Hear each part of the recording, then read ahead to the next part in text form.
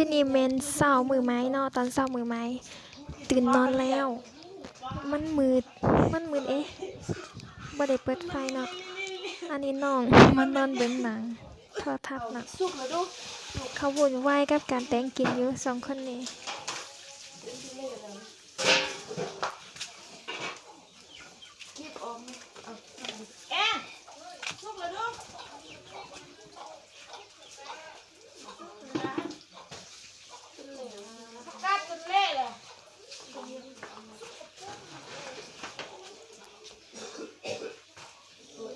มื้อนี้เม้นมือที่สองที่การที่เฮา4คนมาอยู่เมืองวิฟูคาเนาะมือที่สองแล้วก็เป็นมือที่เฮาจะกลับน้ำทาแล้วเช่นกัน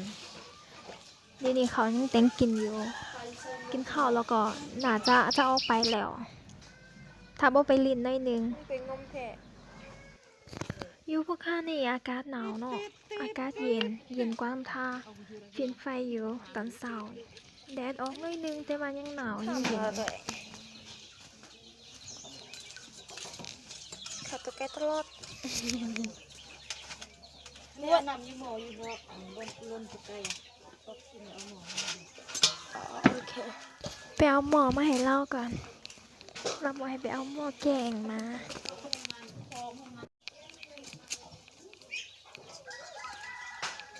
มึงตื่นจักโมงอ่ะ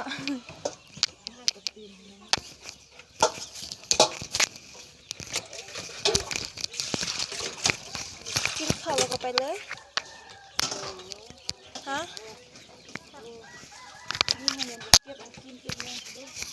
ไม่ต้องไปเลยที่กินไอติมได้ไปเช้ามันหนาวได้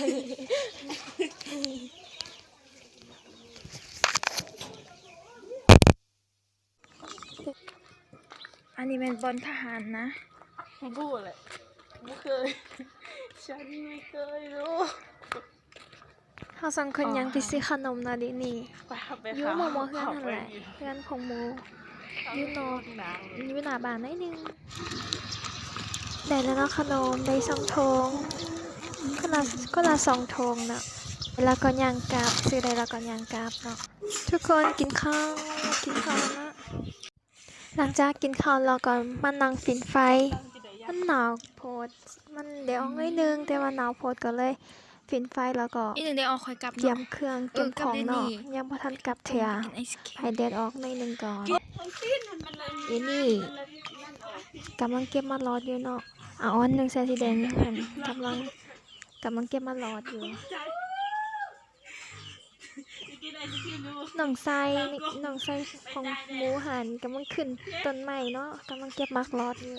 เก็บมักลอด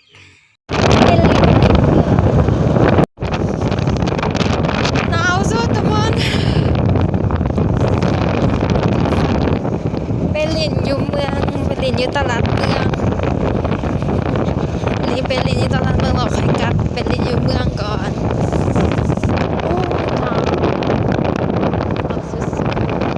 ถ้ากูคิดนะมีซ่อมนี่คือจะตายมันแค่ว่าไป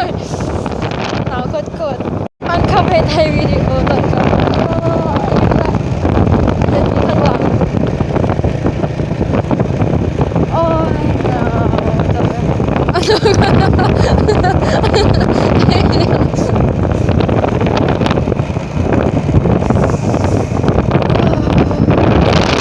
อ้าวมีพี่น้องอยู่เมืองเที่ยวไปเรียนพาไปเรียนรอบวงพาไปเรียนอยู่พี่น้องฮะอยากได้ว้าเลี้ยงเดี๋ยวเจ้าต้องใจ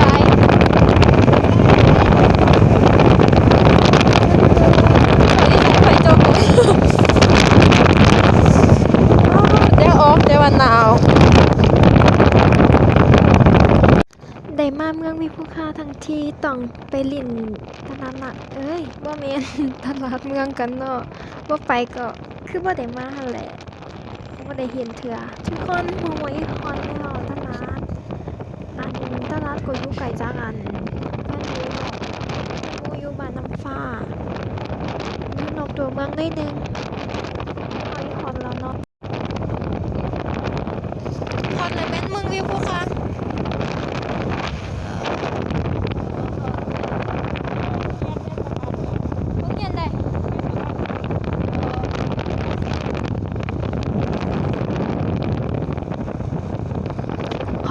เมืองแล้วเนาะแต่ว่ายังบ่ได้ฮอดตลาดน่าจะอยู่กลางเมืองอันนี้ฮอดในตัวเมืองเข้าในเมืองตลาดจะมี14กิโลไฟ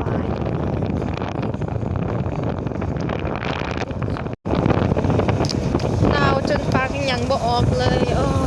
หนาวสุดๆเดี๋ยวก็ไปถึงแล้วไฟหมดแล้วไฟโทรศัพท์แบตอันนี้ทางไปยัง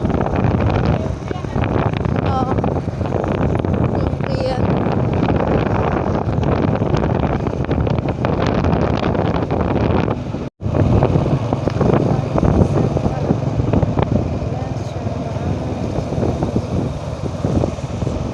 ไปไหนอะ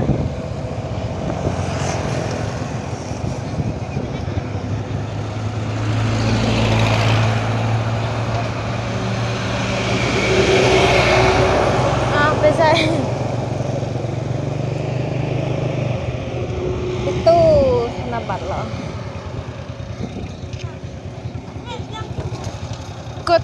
กดบัตรกดเงิน กดบัตรมาทางนิวก่อนไปตลาดไปดูดิกดเงินเสร็จแล้ว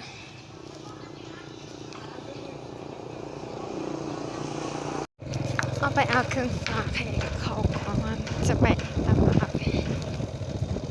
อย่าอีกไกลไหมอันน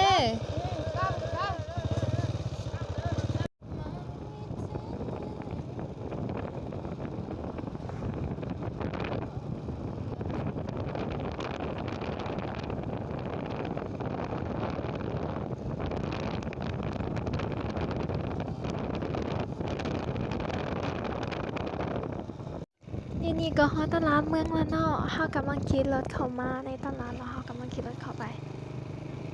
บนจอดรถฮอดแล้วเนาะตลาดเมือง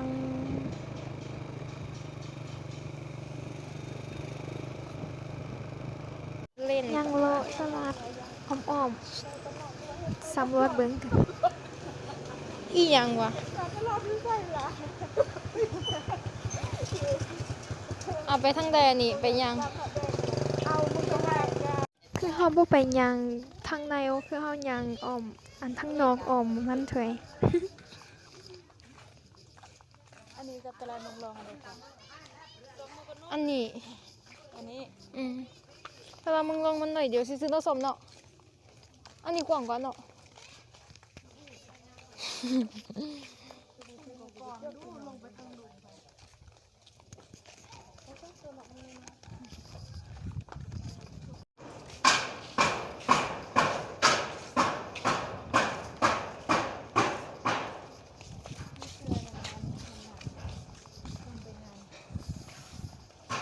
ได้โอ้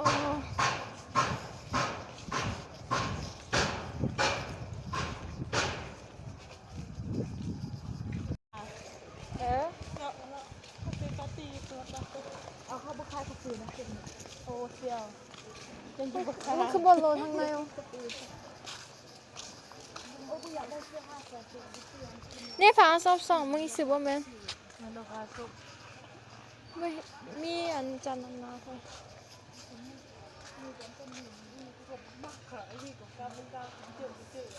เบิ่งผ่านอื่นเลยมี นี่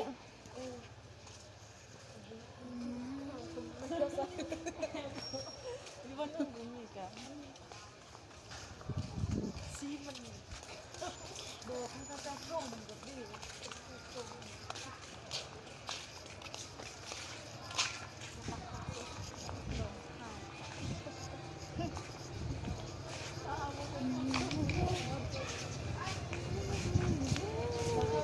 เดี๋ยวนี้เฮาสองคนแยกทางกับ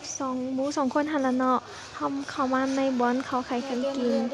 เฮาสองคนไปซื้อผ้าแพรอัปากาจะไปเซลแยกทางเราเฮาสองคนมาซื้อเอิ้นหยังขนมข้าวต้ม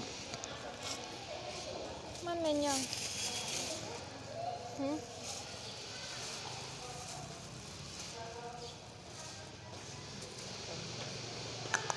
อันนึงพันนึง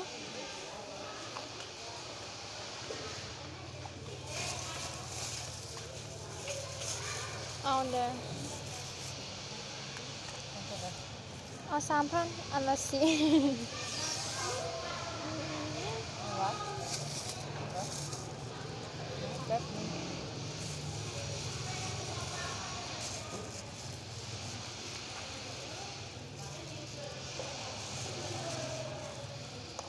บ่ใส่เอาพอดีมี4,000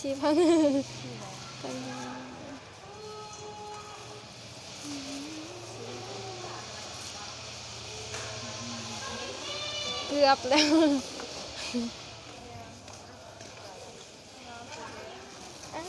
สีอันนี้สีมันงามอันนี้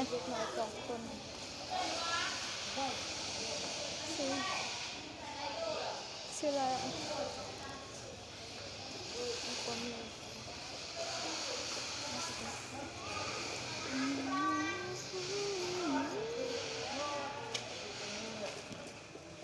ตัวมันเบิ้งนกคม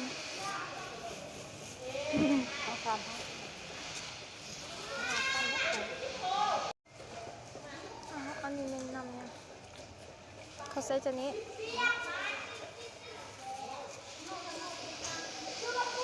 ว่ามันขอมีคือใส่นำฮะคือขนมเกลือนี่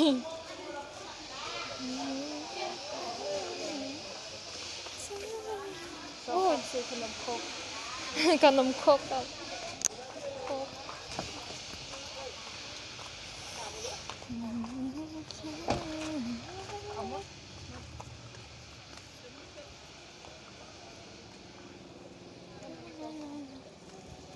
ดูดีดู มันเป็นจะได้รสชาตินะอันนี้เขาได้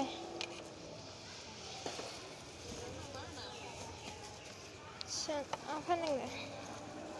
พอดีมี1,000เมื่อกี้เขาทอน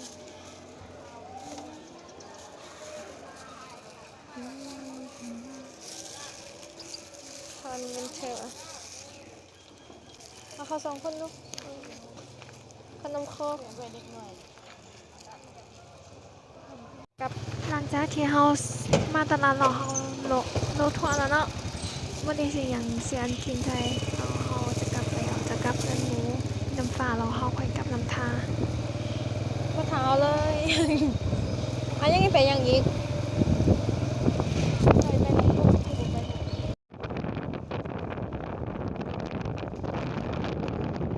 เป็นเรียนอยู่ตลาดเรากลับมา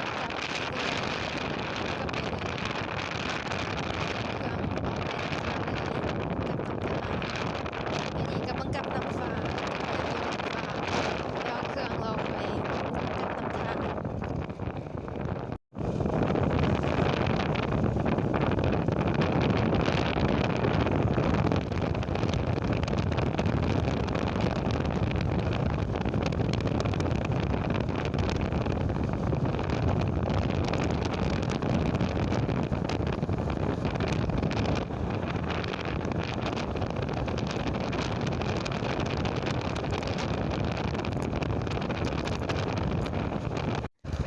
แล้วน้ำฟ้าฮอดกันหมูแล้วข่าวอยู่เซนเดียก็ฮอดแล้วเนาะกันหมูอยู่มองหันแท้อยู่มองทางเข้าไปกำลังจะเข้าไปเรือนพวกเขาบ่ถามเขามาปะเขามาฮอดก่อน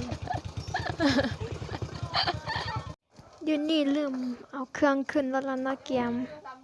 ออกไปน้ำทาแล้วมึงก็เอาใส่ปีนี้โอ้ส้มเอ้ยให้ออนยกอยู่หั่นแหละ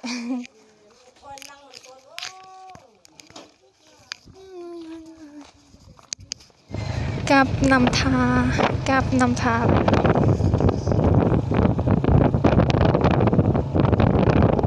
กับน้ำทาแล้วไปเล่ากรุงเนาะกับพี่เล่ากรุงเมื่อกี้ยังบ่ทันเล่ากรุงซะนี่ไปมันเอิ้นยัง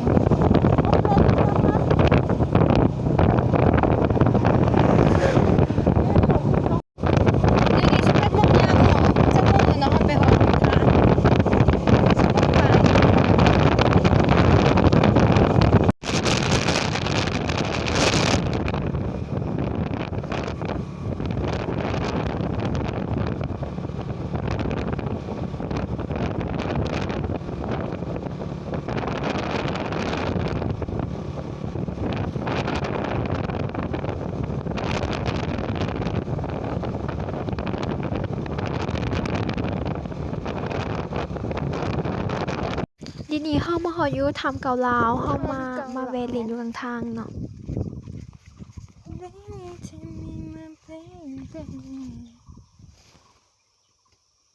เขาไปไหนบ่ซูอยู่ทงพุ่นนะลิฟไปเขาไหนบ่ไทยไลน์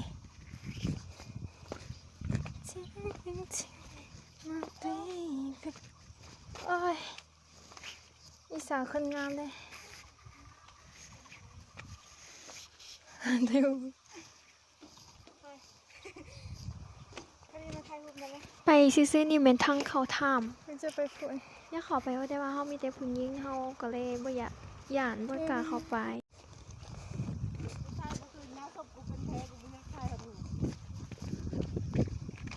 เร็วๆถ้ำเกาเหลา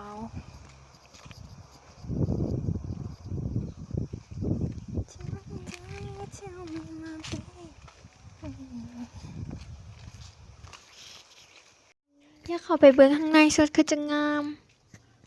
แต่เฮามีแต่ผู้หญิง4 คนย่านบ่กล้าเข้าไป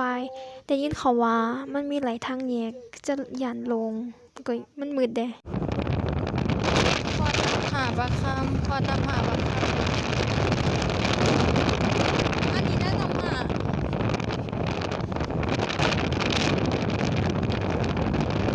ไม่กูหมดแล้ว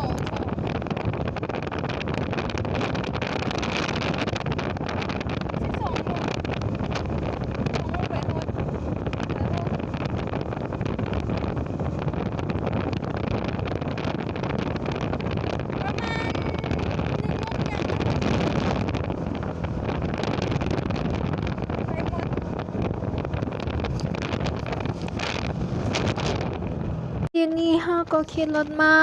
หลายนาทีแล้วเนาะยังไปบ่ฮอดน้ำทาเทื่อจับกล่องก็เมื่อยนั่งก็เมื่อยยังบ่ฮอดเทื่อเขายังหมู่เขามาตำหลังเนาะเฮามาก่อนนี่บ่ค่อยหนาวแล้วเนาะประมาณ1 โมงนี่แหละนะบ่ค่อยหนาวหรอก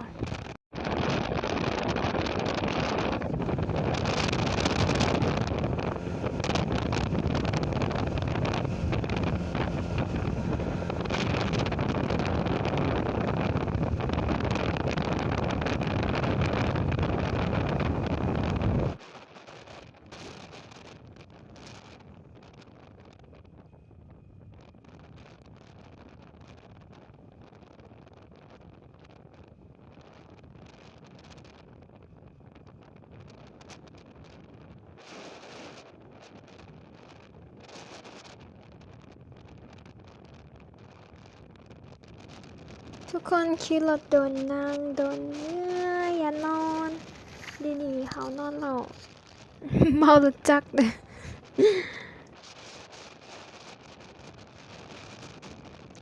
เริ่มเมารถแล้วนั่งโดนเริ่มเมารถจักรบ่แม่นเมารถใหญ่อย่านอนแด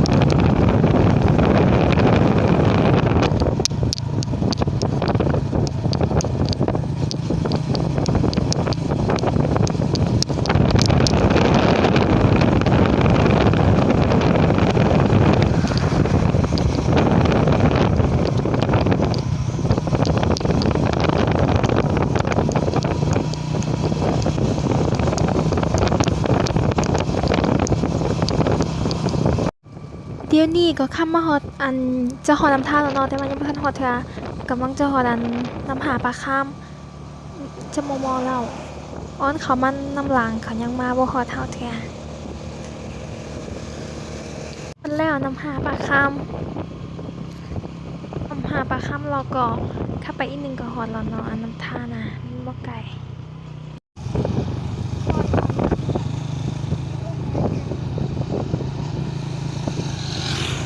เย้ฮอดแล้ว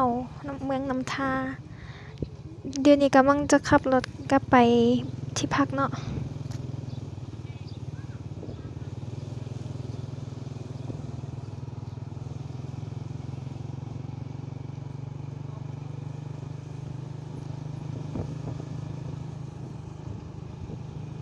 แล้วเดี๋ยวนี้เฮาก็มาฮอดอันบ่อนพักเฮาแล้วเนาะเดี๋ยวนี้เฮากำลังขี่รถไปบ่อนพักเนาะเฮ้ยเวียงภูคามานี่ก็ชั่วโมงกว่าคลิปนี้พอซ้ำนี้กันเด้อไปฮอดแล้วเมื่อยแฮงแล้วอยากพักแล้วจับกล่องจนเมื่อยบ๊ายบายถ้าเบิ่งคลิปวิดีโอหน้าว่าจะลงวิดีโอเกี่ยวกับหยังเนาะจะไปไสต่อถ้าเบิ่งคลิปวิดีโอหน้าเด้อคลิปนี้บ๊ายบาย